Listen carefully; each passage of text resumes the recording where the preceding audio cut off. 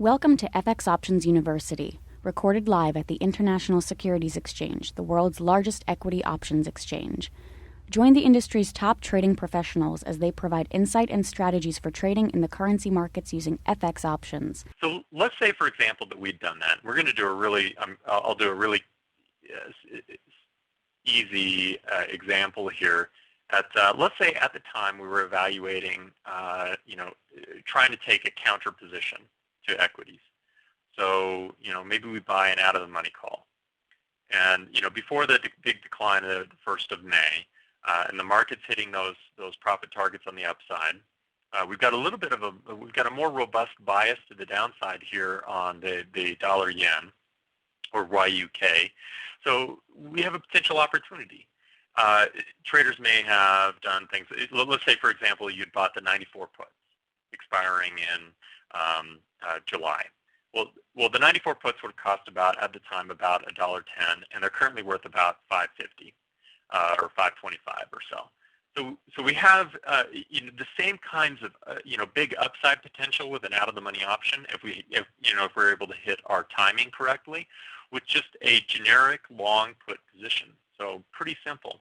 And at the time, the equities were on the rise, so volatility was actually fairly low across the market. And that was true too of Forex options. We didn't see volatility really ramping up, but that's not true right now. So we're seeing some major adjustments across the market, and stocks as well as currencies. Volatility is way up. So and specifically, implied volatility starts to translate into a higher premium in the Forex market. So we have in the currency options. So we have kind of this problem that we're dealing with right now, where we may want to continue to apply some hedges, but how do we handle that problem with an increase in implied volatility? And so, because it makes the options really expensive, and if implied volatility crushes out of the market, if it suddenly drops out of the market, we could have a position where we're buying puts, let's say, on YUK, and YUK actually does drop, but volatility comes out of the market, and those option premiums begin to decline. We could wind up actually being a loser, even though the market trended the direction that we forecast.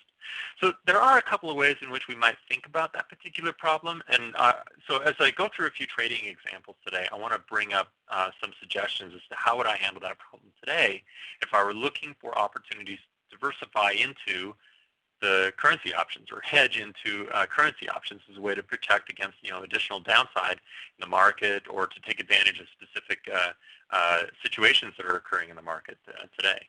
So YUK is an example. Let's say that today I'm looking to make a trade here, and I want to take a long put position. So very generic. This is really basic. And so let's say that I buy a put that expires in July, give myself 45 days or so before expiration. I guess a little bit more than that, isn't it? But pretty close. And at the 90 strike price. That particular put may cost me, $1.95. That was the price that I pulled just before the market closed.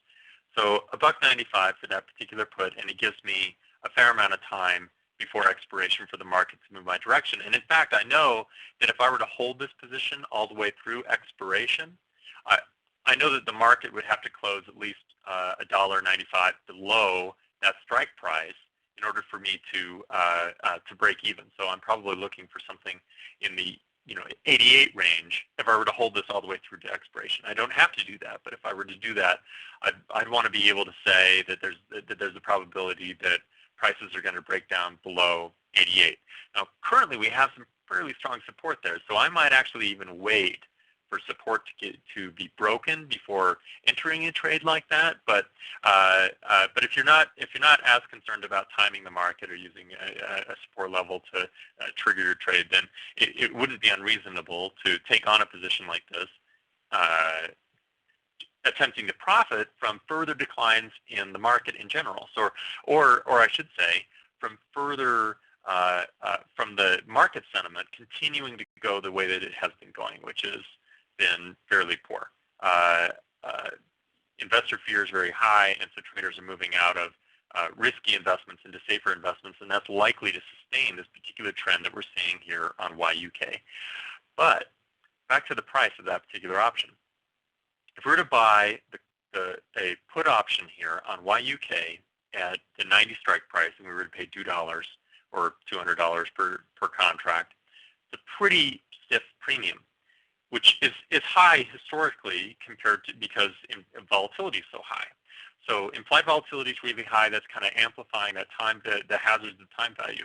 One of the ways in which we might approach this particular problem is to, maybe make this trade, we're still speculating to the downside, but take this trade out of the money. Now, so here's a specific example. What if we were to evaluate the 87 strike price? Which would be, something similar to the example that I used back here in late April. So the prices that are quoting late April was an out-of-the-money option in that case as well. So we're buying an out-of-the-money option here, and instead of costing us $1.95, so we have $1.95 of time value to lose. We've got 95 cents, so about $1. Now, the trade-off there between the lower cost to enter the trade versus being out of the money is, of course, we have the increased risk that this particular option is going to expire worthless, and in fact may never become worth any money. We may not have salvageable value if we let it run too long. So we're exposed to some of the same problems, but on the other hand, we know in advance what our maximum risk is, which is limited, of course, to the price that we paid for the option.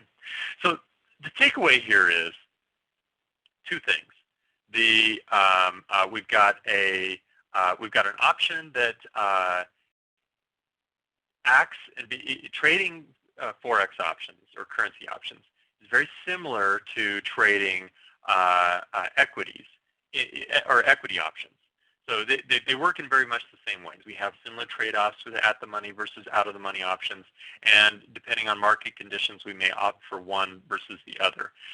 The difference being, of course, is that although we have a correlation between stocks, so if we get continued downside movement in stocks, we have the potential for downside movement here on YUK, but we also, from a technical perspective, we have potential for downward movement on YUK. Even if stocks start to consolidate a little bit, we may see some of that, the global risk issues that we're dealing with continue to push traders out of the yen, even if stocks start to flatten out a little bit. So it's exposure to an investing class that we might not otherwise have access to just through equities alone. Here's another example. I'm going to bring up BPX, which BPX is the symbol for the index of the dollar pound. What that means is that if we're looking at BPX right now, I'm going to zoom in just a little bit, so you can see historically we're at some pretty extreme highs here. And what BPX measures is how much of a pound a dollar will buy. So since the middle of April, basically, a dollar has been buying more pounds than it did. So and why is that? The pound is getting weaker. This is one of those ways in which, one of the things that's driving stocks down right now is the uncertainty coming out of Europe, right? And England's not immune to this problem. In fact, they have a lot more exposure to it potentially than even the United States does. So as we have these uncertainty events happening in Europe, we may actually see things in stocks start to calm down a little bit or even start to consolidate a little bit. But Europe continue to suffer, and that would be bad for currencies in Europe. That's the euro as well as the pound. In addition, we've got, of course, the big story every day lately has been this problem with BP. Get trading ideas, exchange rates, webinars, news, and commentary. Visit www.fxoptions.com. ISE FX options can be easily traded through all options-enabled brokerage accounts. These exchange-listed securities are cash-settled in U.S. dollars and have a European-style exercise.